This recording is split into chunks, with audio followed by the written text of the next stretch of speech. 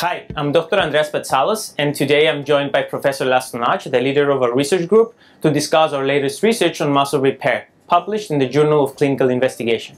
Hi Andreas, it's great to be here.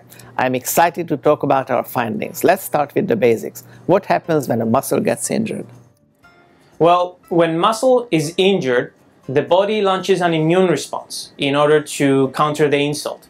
Macrophages, these are immune cells that come in to clear the debris and start the repair process. Think of them as the body's cleanup crew and construction workers rolled into one.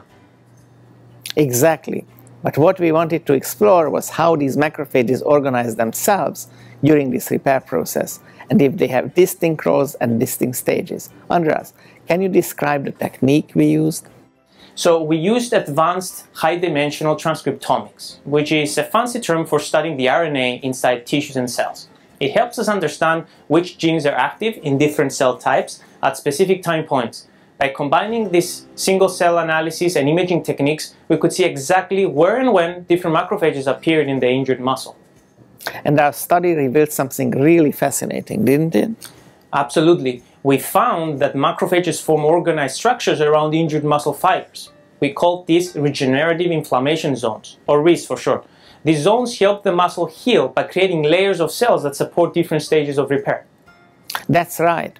And we even identified specific types of macrophages that express certain growth factors essential for muscle regeneration.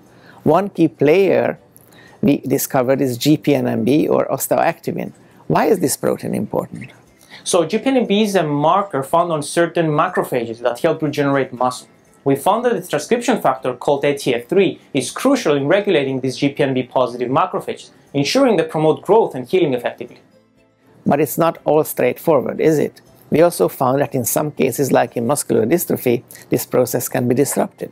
Yes, we noticed that treating these muscle injuries with intermittent glucocorticoids, which are commonly used in managing muscle diseases, disrupted the formation of these regenerative zones.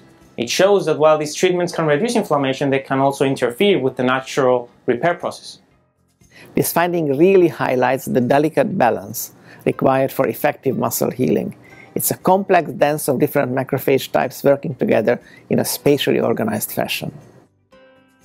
Exactly. So our work offers a clearer picture of how these immune cells work together, spatially and over time, to repair muscle. We hope this knowledge can guide better treatments for muscle injuries and conditions like muscular dystrophy by targeting not all, but specific subsets of macrophages.